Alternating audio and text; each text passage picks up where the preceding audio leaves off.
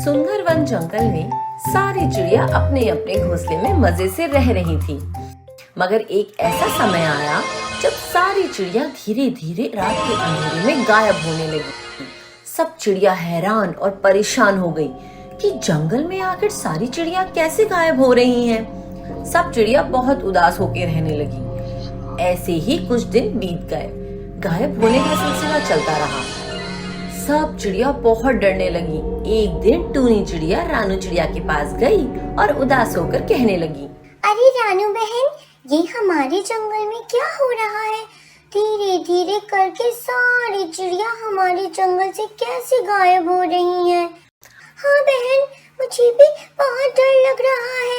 मैं भी जब खाना लाने चली जाती हूँ तो मेरे दोनों बच्चे घोंसले में अकेले रहते हैं। चलो बहन, सारे पड़ोसी चिड़ियाओं को इकट्ठा करते हैं और इस मुसीबत का कुछ उपाय निकालते हैं।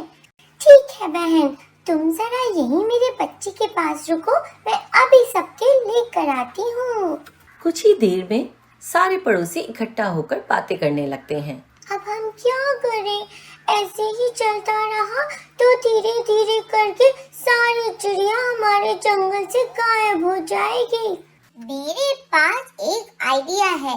क्यों ना हम आज रात जंगल की निगरानी करें ताकि हमें पता चल पाए कि जंगल में ऐसा क्या होता है कि चिड़िया सब धीरे धीरे गायब हो रहे हैं। हाँ तोता भाई, ये तो बहुत अच्छा आइडिया है।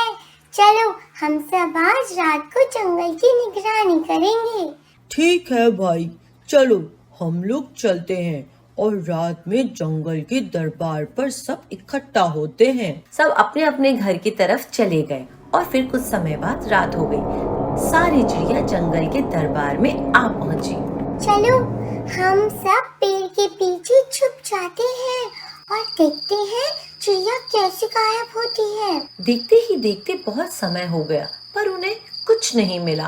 अरे बहुत देर हो गई, इधर तो कुछ भी नहीं है। शायद सब चिड़िया कहीं घूमने चली जाती होंगी। तुम बेकार में ही हमारा वक्त बर्बाद कर रही हो।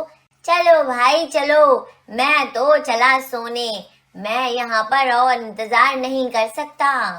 अरे ऐसे कैसे चिड़िया सब बिना बताए घूमने जा सकती है? वो भी अपने परिवार को छोड़कर। जरूर कुछ गड़बड़ है। कालू कौवा और टूनी चिड़िया की बहस होने लगी। कालू कौवा जैसे ही जाने लगता है तो देखता है कि एक बड़ा सा साया उसकी तरफ आने लगता है। तभी कालू कौवे के पसीने छूटने लगते हैं और जल्दी से जाके पेड़ के पीछे छुप जाता है।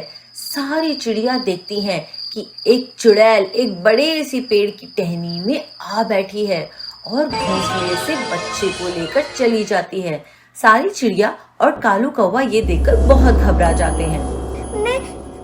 मैंने बोला था ना कि कुछ गड़बड़ है। अरे हाँ, ये भला क्या है? हमारे जंगल को किसकी नजर लग गई? अरे हम तो सब मर जाएंगे। ये चुड़ैल तो हमें खा जाएगी। अरे कौवा भाई, तुम बोलते थे ना सब चिड़िया घूमने चले गए होंगे। यहाँ तो सब चिड़िया चुड़ैल के पेट में जाती हैं। अरे भाई, मुझे तो बहुत डर लग रहा है। मुझे कोई तो बचा लो इस चुड़ैल से। डरो मत भैया, उदास मत हो। हम सब मिलकर कोई ना कोई रास्ता निकाल लेंगे। कुछ और रास्ता नहीं निकलने वाला। चलो हम सब ये जंगल छोड़कर ही चले जाते हैं। तुम्हें डर के जाना है तो जाओ। ये जंगल हमारा घर है। हम सब बचपन से यही पले बड़े हैं। हम मर जाएंगे मगर अपना घर छोड़कर नहीं जाएंगे। कुछ चिड़िया टूनी चिड़िया की बात से सहमत होती हैं और साथ देते हुए कहती हैं, हम तो तुम्हारे साथ यहीं रहेंगी। और बाकी की चिड़िया कालू कौवा के साथ जंगल छोड़कर जाने लगती हैं। तभी अचानक से कालू कौवा के सामने चुड़ैल आ पहुंचती है। अरे वाह, खाना तो खुद मेरे पास चलकर आने लगा। आज तो मेरा मस्त दावत है। कालू कौवा और बाकी चिड़िया चुड़ैल को सामने देखकर कपकपाने लगते हैं। काश मैं टूनी चिड़िया का कहना माना होता। तो ये हाल ना होता।